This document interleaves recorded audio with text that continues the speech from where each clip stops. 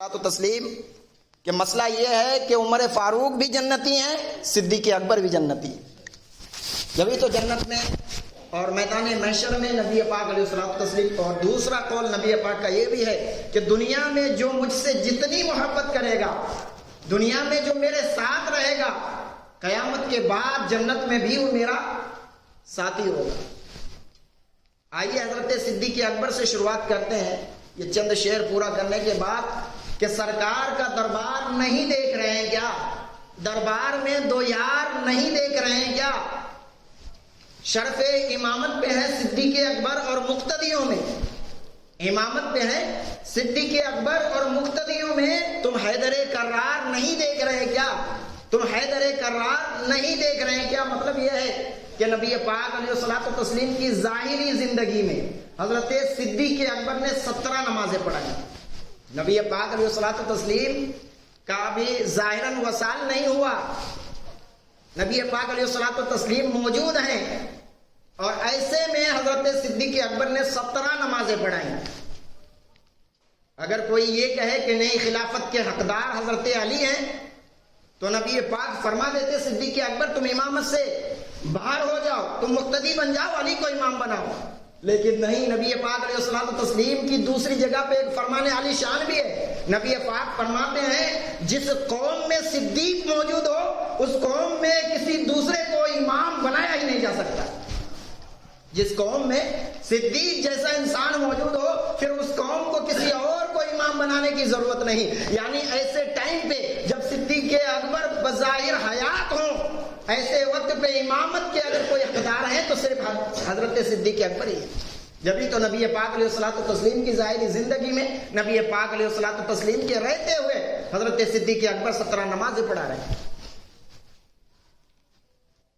تو شاعر کہتا ہے سرکار کا دربار نہیں دیکھ رہے کیا؟ دربار میں دو یار نہیں دیکھ رہے کیا؟ صدیق ہیں شرف امامت پہ اور مقتدیوں میں، تم حیدر کرار نہیں دیکھ رہے کیا؟ تم پوچھتے ہو صدیق کہاں ہے قرآن میں، تم پوچھتے ہو قرآن میں کہاں ہے صدیق؟ تم آیت فی الغار نہیں دیکھ رہے کیا؟ تم آیت فی الغار نہیں دیکھ رہے کیا؟ اور دولہا بنے آئے ہیں صدیق کے گھر پر، دولہا بنے آئے ہیں صدیق کے گھر پر، کونین کے سردار نہیں دیکھ رہے کیا؟ کونین کے سردار نہیں دیکھ رہے کیا؟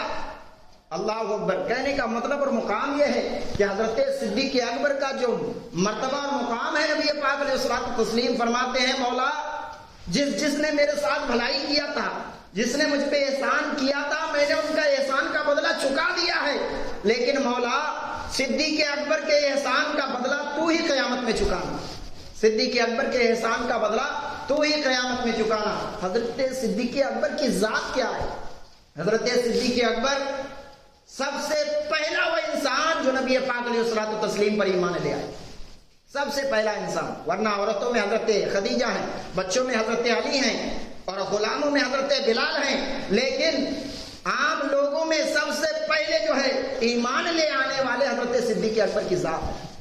اچھا معجزات بھی نہیں پوچھی، معجزات نہیں پوچھی کہ معجزات دکھاؤ پھر ایمان لے آئیں گے۔ جب نبی پاک علیہ الصلوۃ والتسلیم نے اپنی نبوت کا اعلان کیا، حضرت صدیق اکبر ملک شام میں تھے، تجارت کے غرض سے گئے تھے، وہاں جب آپ قیام فرما ہوئے تو وہاں کے ایک راہب نے بتایا تمہاری شکل جو ہے صدیق سے ملتی ہے۔ یہ صدیق کون ہے؟ کیونکہ حضرت ابو بکر نام تھا حضرت صدیق اکبر کا، صدیق تو لقب بعد میں پڑا۔ اچھا راہب نے کہا میں بڑا جو ہے علم رکھنے والا انسان، میں کتابی عالم ہوں، تمہاری شکل دیکھ کر مجھے لگتا ہے کہ تم آخری نبی کے صاحب یعنی دوست بننے والے ہو، آخری نبی کے دوست بننے والے ہو۔ جب یہ بشارت حضرت صدیق اکبر نے سنی ملک شام میں، پھر راہب نے بتایا تم یہاں کیا کر رہے ہو، جلدی سے اپنی تجارت کا سامان بیچو اور جاؤ، تمہارے صاحب نے یعنی تمہارے نبی نے جو ہے نبوت کا اعلان کر دیا، تمہارے نبی نے نبوت کا اعلان کر دیا ہے۔ اللہ اکبر۔ پتہ یہ چلا کہ پھر حضرت صدیق اکبر ملک شام میں ہی جو ہے اپنے تجارت کے سامان بیچ کر منافع بھی کمائے اور وہاں سے واپس آئے۔ سب سے پہلا نبی پاک علیہ الصلوۃ والتسلیم پر ایمان لے آنے والے حضرت صدیق اکبر کی ذات ہے۔ اچھا محبت کیسی حضرت صدیق اکبر کی؟ نبی پاک علیہ الصلوۃ والتسلیم نے فرمایا مسلمانوں فنڈ جمع کرو، یعنی مال صدقہ و خیرات کرو. اب سارے لوگ جو ہے اپنے اپنے گھروں کو پہنچے کہ مال لے کر آؤ نبی پاک علیہ الصلوۃ والتسلیم کے قدموں پہ قربان کروں. حضرت عمر فاروق اپنے دل میں بڑے خوش ہوئے، میں جو بھی ہوں حضرت صدیق اکبر سے زیادہ مالدار ہوں، آج میں اپنے مال کا آدھا حصہ نبی کے قدموں پہ قربان کر دوں گا. آدھا حصہ. اپنے گھر کو گئے اور سارے مالوں میں سے آدھا حصہ اٹھا لے آئے، نبی پاک علیہ الصلوۃ والتسلیم کے قدموں پہ قربان کیے. نبی پاک نے فرمایا اے عمر گھر والوں کے لیے کیا چھوڑے ہو؟ حضرت عمر فرماتے ہیں جتنا یہاں لایا ہوں اتنا گھر والوں کے لیے چھوڑا. حضرت صدیق اکبر آئے، اللہ اکبر، جذبات دیکھیے، محبت رسول دیکھیے. حضرت صدیق اکبر گھر میں جو کچھ تھا سب کا سب اٹھا لے آئے اور پیارے مصطفیٰ کے قدموں پہ قربان کر دیا. پیارے آقا نے فرمایا صدیق گھر والوں کے لیے کیا چھوڑا ہے؟ کہا آقا آپ کی محبت چھوڑ آیا ہوں، وگرنہ گھر کی جو جھاڑو تھی وہ بھی اٹھا کر لے آئے. سارا کا سارا مال پیارے آقا کے قدموں پہ قربان کرتے ہوئے نظر آتے ہیں اور کہتے ہیں یا رسول اللہ آپ ہی ہمارے لیے کافی ہیں، اور کوئی چیز کی ضرورت کیا ہے؟ یہ حضرت صدیق اکبر کی محبت ہے. حضرت عمر فاروق فرماتے ہیں میں نے تو سوچا تھا کہ اگر ثواب کے حساب سے آج میں صدیق اکبر سے سبقت کر لوں گا، آگے بڑھ جاؤں گا، لیکن صدیق اکبر سے آگے بڑھنا ممکن نہیں ہے. اللہ اکبر. یہ ہے حضرت صدیق اکبر کی شان. حضرت صدیق اکبر بے شمار جو ہے ان کے واقعات پڑے ہوئے ہیں. حضرت صدیق اکبر نبی پاک علیہ الصلوۃ والتسلیم نے حضرت صدیق اکبر کے بارے میں یوں فرمایا، جب نبی پاک علیہ الصلوۃ والتسلیم حضرت عائشہ صدیقہ رضی اللہ تعالیٰ عنہ کے کاشانے میں آرام فرما رہے تھے، اتنے میں جو ہے حضرت عمر فاروق آئے. پہلے حضرت صدیق اکبر آئے. حضرت صدیق اکبر آئے، نبی پاک جس طرح لیٹے ہوئے تھے اسی طرح لیٹے رہے. ملاقات ہوئی، بات چیت ہوئی، حضرت صدیق اکبر چلے گئے. حضرت عمر فاروق آئے، وہ بھی جو ہے آئے اور نبی پاک علیہ الصلوۃ والتسلیم سے ملاقات کر کے چلے گئے. پھر حضرت عثمان غنی آئے، دروازے پہ دستک دی. کہا کون؟ کہا میں عثمان ہوں. نبی پاک فرماتے ہیں رک جاؤ. دروازے پہ حضرت عثمان غنی کو روک دیا گیا، کیونکہ نبی پاک علیہ الصلوۃ والتسلیم جو لیٹے ہوئے تھے تو ٹکنوں سے ذرا جو ہے ان کی توبن شریف یعنی لنگی شریف جو ہے اٹھی ہوئی تھی. نبی پاک نے پہلے اپنی لنگی کو صحیح کیا اور اس کے بعد اجازت دی عثمان آ جاؤ. حضرت عثمان غنی آئے، بات چیت ہوئی، چلے گئے. حضرت عائشہ صدیقہ فرماتی ہیں یا رسول اللہ جب میرے والد محترم حضرت صدیق اکبر آئے تھے جیسا لیٹنے کا ویسے ہی آپ لیٹے ہوئے تھے. حضرت عمر فاروق آئے تب بھی آپ اسی طرح سے لیٹے ہوئے رہ گئے. پھر عثمان غنی آئے تو آپ اٹھ کر بیٹھ گئے اور اپنی توبن شریف جو ہے ٹھیک کر لی. وجہ کیا ہے؟ پیارے مصطفیٰ فرماتے ہیں عائشہ کیا میں اس شخص سے حیا نہ کروں جس سے اللہ کے فرشتے حیا کرتے ہیں؟ جس سے اللہ کے فرشتے حیا کرتے ہیں. یعنی عثمان غنی اتنے حیا والے تھے کہ اللہ کے فرشتے بھی ان سے حیا کرتے تھے. اب ذرا سی جو ہے حضرت عائشہ صدیقہ کے دل کو رنج ہوا. حضرت عثمان غنی کا یہ مقام ہے کہ اللہ کے فرشتے ان سے حیا کرتے ہیں، تو پوچھ ڈالا. حضرت عائشہ صدیقہ نے کہا یا رسول اللہ میرے والد محترم کا مقام کیا ہے؟ نبی پاک فرماتے ہیں آسمان میں جتنے ستارے ہیں اس سے بھی زیادہ جو ہے اعمال حضرت صدیق اکبر کے پاس، اس سے زیادہ اعمال حضرت صدیق اکبر کے پاس ہے. کہنے کا مطلب اور مقام یہ ہے حضرت صدیق اکبر کا مقام نبی پاک علیہ الصلوۃ والتسلیم کے پاس جدا گانا. نبی پاک علیہ الصلوۃ والتسلیم نے ایک بار حضرت صدیق اکبر سے کہہ رکھا تھا اے صدیق ہم تو ابھی مکے میں ہیں لیکن ایک دن ظالم ہم پہ اتنا ظلم ڈھائیں گے اور پھر اللہ تبارک و تعالی ہم کو ہجرت کا حکم دے گا، ہم یہاں سے چل کر مدینہ چلے جائیں گے، ہم یہاں سے چل کر مدینہ چلے جائیں گے. آخر کار وہ وقت بھی آیا، لوگوں نے پلاننگ بنائی دارالندوہ میں. آج دارالندوہ دیوبندی کا ایک بڑا مدرسہ ہے. اللہ اکبر. دیوبندی کا ایک بڑا مدرسہ کیا ہے؟ دارالندوہ.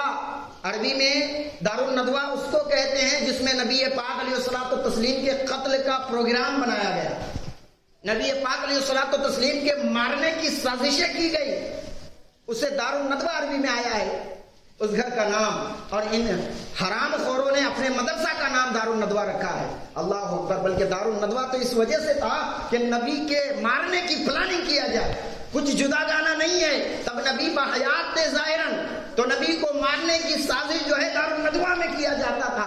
آج نبی پاک علیہ الصلوۃ والتسلیم ظاہراً دنیا میں نہیں ہے, تو ان کے سنتوں کو مارنے کے لیے دارالندوہ میں پلاننگ ہو رہی ہے. ان کے ماننے والوں کو مارنے کے لیے, ان کا ایمان چھیننے کے لیے دارالندوہ میں پلاننگ ہو رہی ہے. فرق صرف اتنا ہی.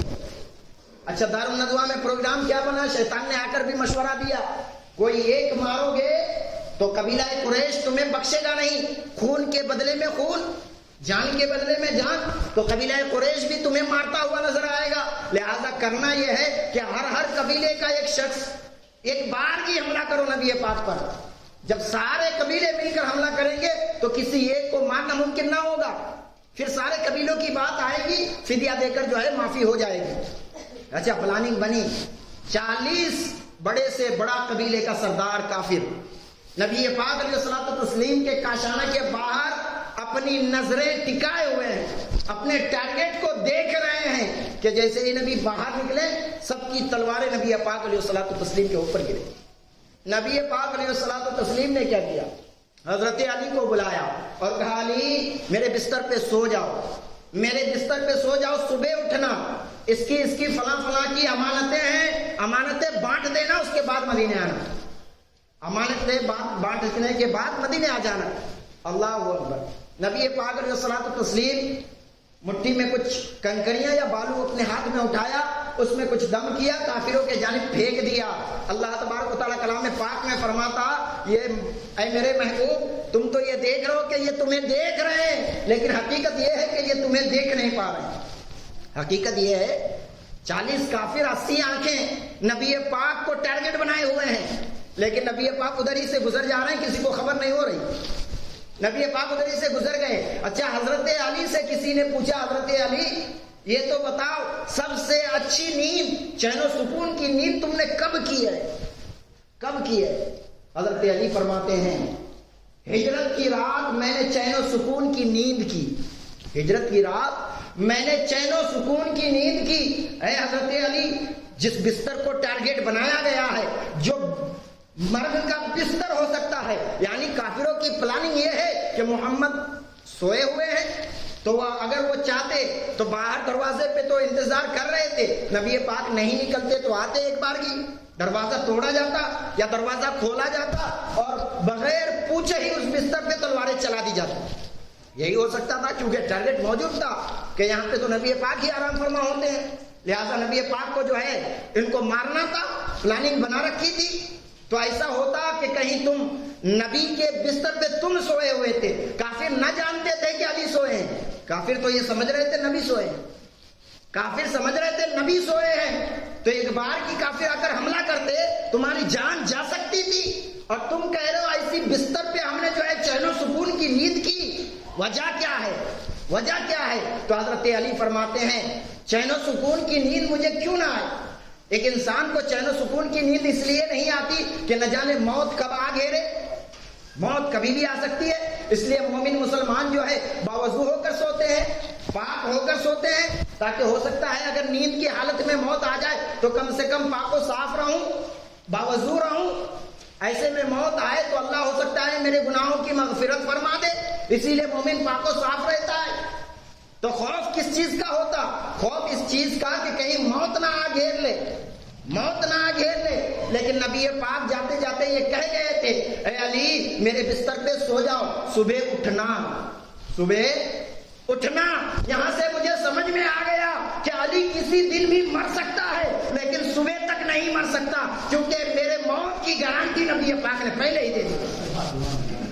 میرے موت کی گارنٹی نبی پاک نے صبح تک ہمیں دے دی ہے کہ علی ابھی سو جاؤ, صبح اٹھنا اور امانتیں لوگوں میں بانٹنا, پھر مدینے آنا. یعنی مدینے آنے تک علی کو موت نہیں آنے والی, اسی لیے چین و سکون کی نیند آئی. اللہ. اچھا ہوا کیا, نبی پاک علیہ الصلوۃ والتسلیم آئے, حضرت صدیق اکبر کا دروازہ کھٹکھٹایا. اچھا, دروازہ ابھی کھٹکھٹایا تھا, فوراً دروازہ کھلا. نبی پاک نے فرمایا, صدیق رات میں نیند نہیں آئی کیا؟ رات میں تو مسئلہ یہ ہوتا ہے انسان بے خوف و خطر दस्तक दी जाती है, अलार्म पे अलार्म बजता रहता है, लेकिन नींद कभी कभार खुलती नहीं। लेकिन सिद्दीक रात का वक्त है, जैसे ही दरवाजे पे मैं आया, अभी दस्तक देना ही चाह रहा था, तुमने दरवाजा खोल दिया।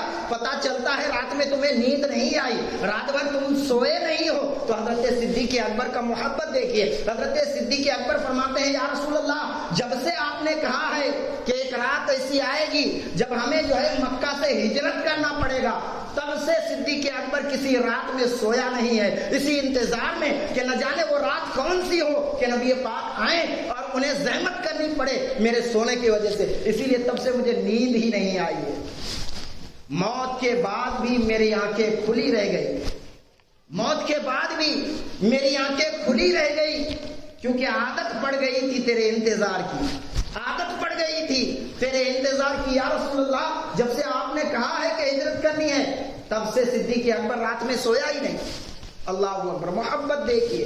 हजरत सिद्दीक अकबर नबी पाक अलैहि तस्लीम को लेकर निकले। अच्छा, ये हुक्म खुदा का था कि सिद्दीक अकबर को भी साथ में ले लेना। हजरत सिद्दीक अकबर नबी पाक अलैहि तस्लीम निकले, गारे सूर के करीब पहुंचे तो नबी पाक अलैहि तस्लीम थक से गए। अच्छा, गारे सूर की जो पहाड़ी है, जो लोग गए हुए हैं उनको पता है, 5413 जो है फीट है लंबाई, 5413 फीट ऊंचाई है गारे सूर की। यानी आज भी कोई हाजी अगर वहां पे चढ़ना चाहता है तो कहता है कि बिल्कुल हालत खराब हो जाती, कई जगह पर जो है आराम कर करके फिर पहुंचना पड़ता है। लेकिन नबी पाक अलैहि तस्लीम से हजरत सिद्दीक अकबर फरमाते हैं, या रसूल अल्लाह, हुक्म हो, इजाजत हो तो एक बात कहूं। हजरत सिद्दीक अकबर को इजाजत मिल गई। हजरत सिद्दीक अकबर ने फरमाया, या रसूल अल्लाह, आप मेरे कंधे पे सवार हो जाइए, आप मेरे कंधे पे सवार हो जाइए। अल्लाह अकबर, जिस पहाड़ी पे अकेला चलना मुश्किल, हजरत सिद्दीक अकबर ने नबी पाक को कंधे पे सवार किया।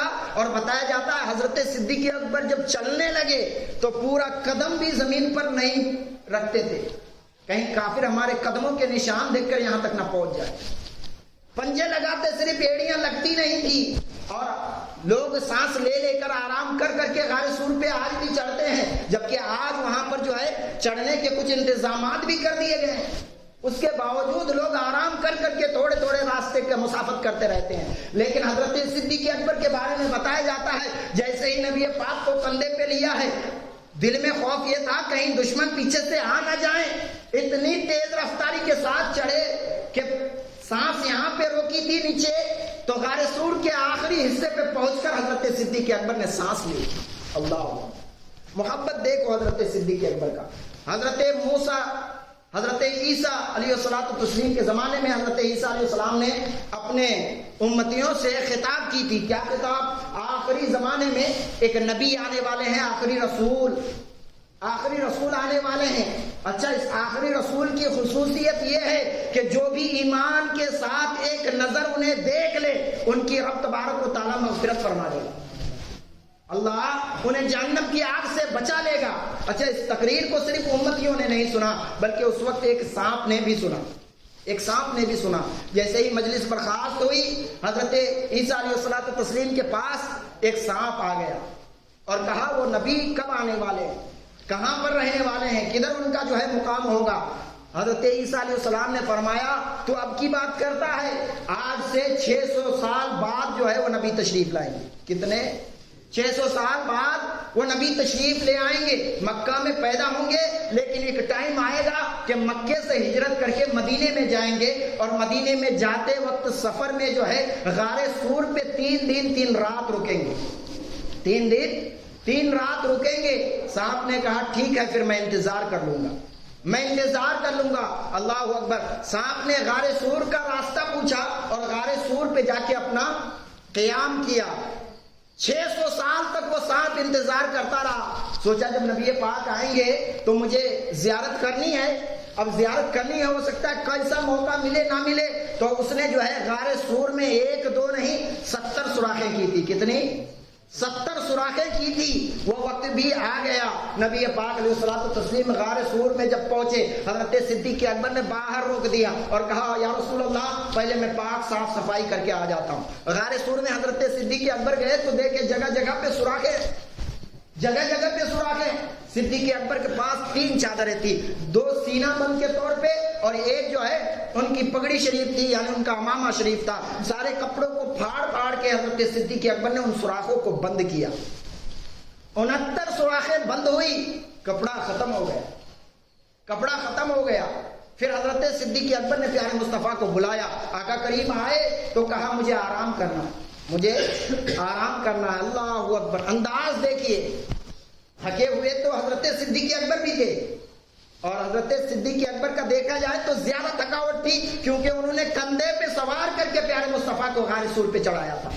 لیکن محبت ایسی تھی جیسے نبی پاک نے فرمایا مجھے آرام کرنا ہے. اپنے زانوے مبارک کو حضرت صدیق اکبر نے بچھا دیا اور ایک ایڑی وہ 70واں جگہ پر اپنی ایڑی کو رکھ دیا, اپنی ایڑی کو رکھ دیا. کوئی موذی جانور آ کے پیارے مصطفیٰ کو جو ہے کوئی خطرہ نہ پہنچا دے. اپنی ایڑی رکھی. سانپ کو پتا چلا, خوشبوئے مصطفیٰ جب ملی تو سانپ نے سوچا کہ اب میں بھی زیارت کر لوں, کیونکہ 600 سال ایک عاشق نے انتظار کیا ہے.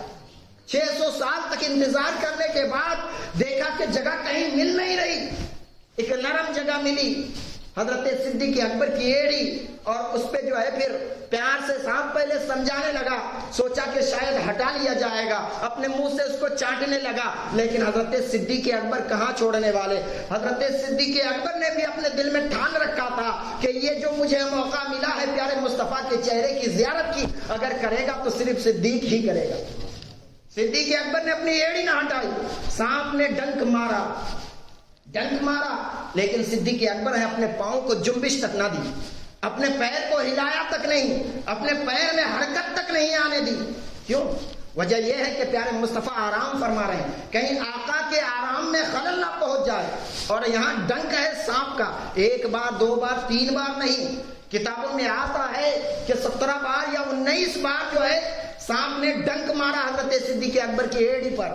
لیکن حضرت صدیق اکبر ٹس سے مس نہ ہوئے, ٹس سے مس نہ ہوئے, لیکن بلا اختیار, کیونکہ درد تو درد ہے, چبھن تو چبھن ہے.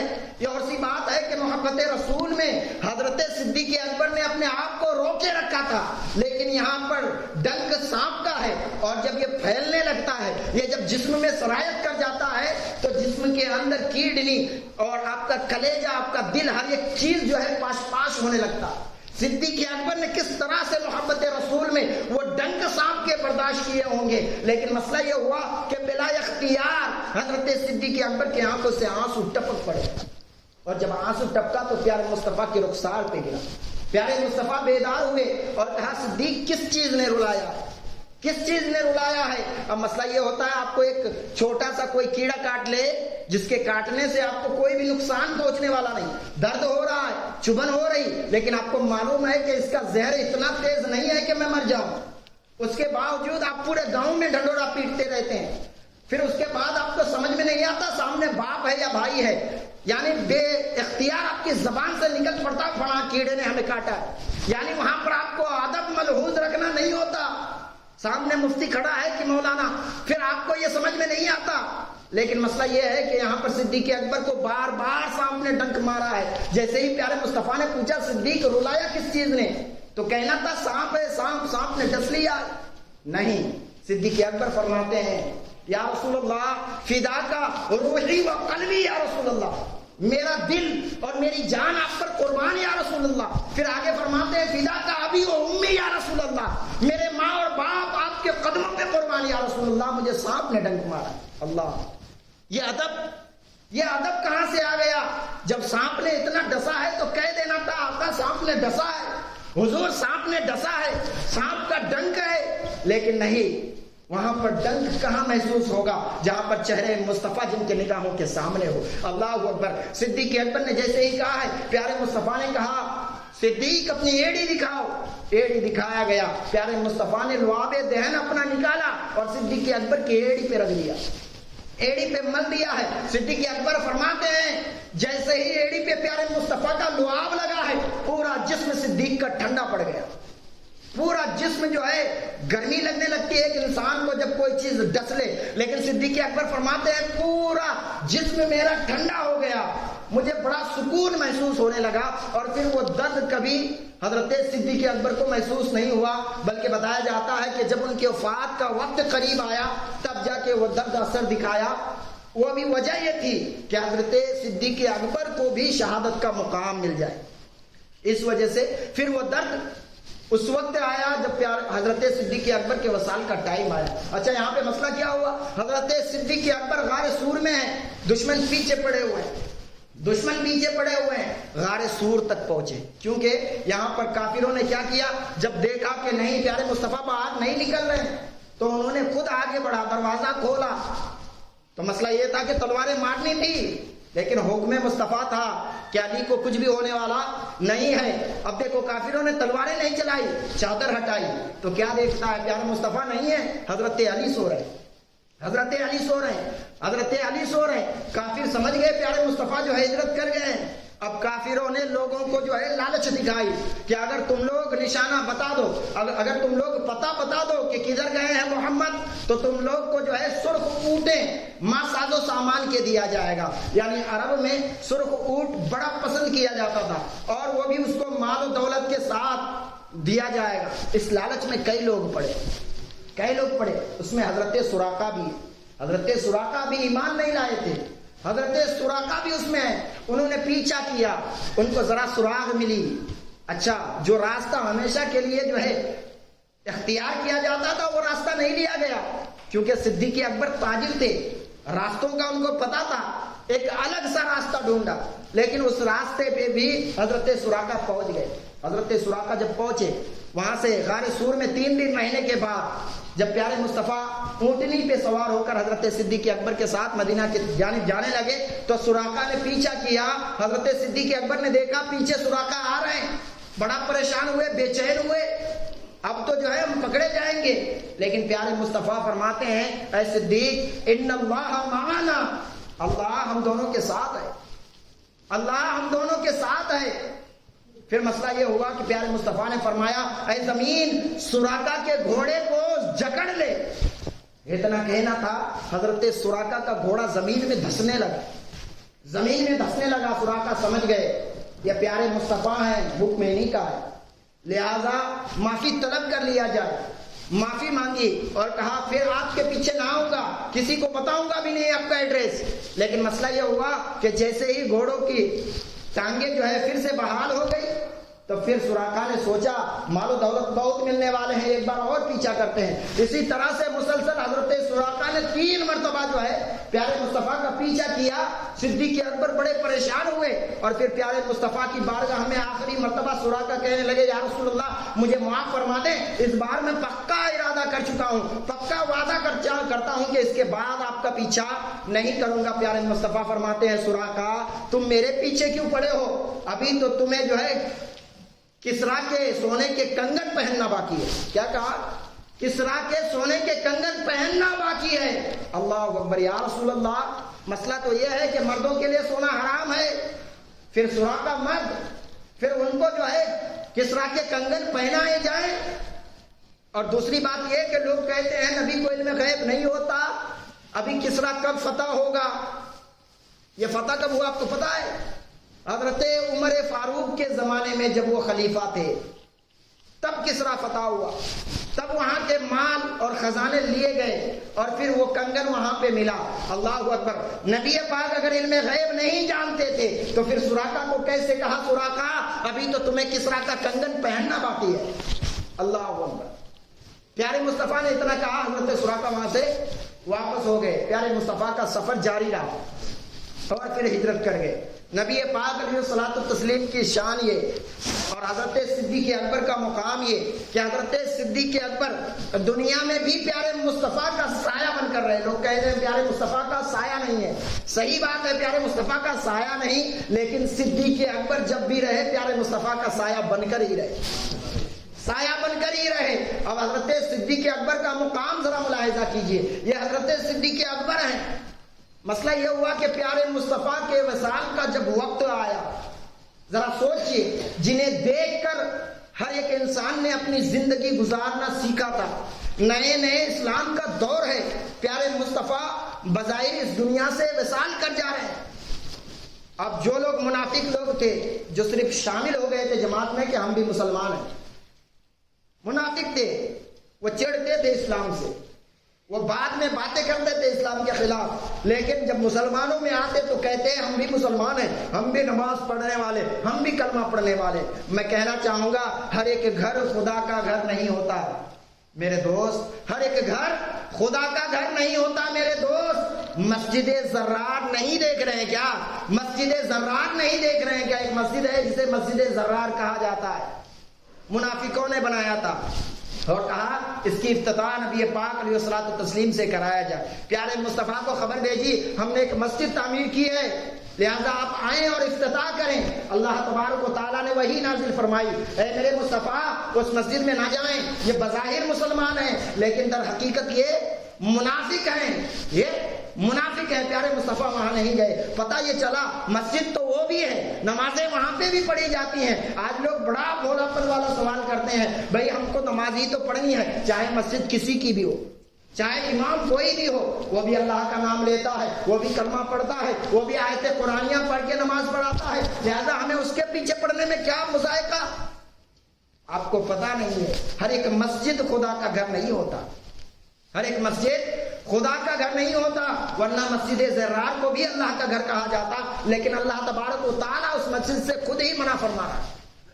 اب کس پہ سوال اٹھاؤ گے؟ تم کہتے ہو سنی لوگ ایسا بیان کرتے ہیں کہ اس کے پیچھے نماز نہیں ہوتی، اس کے پیچھے نماز نہیں ہوتی۔ اللہ اکبر، جس کا ایمان ہی صحیح نہیں اس کے پیچھے نماز کیسا؟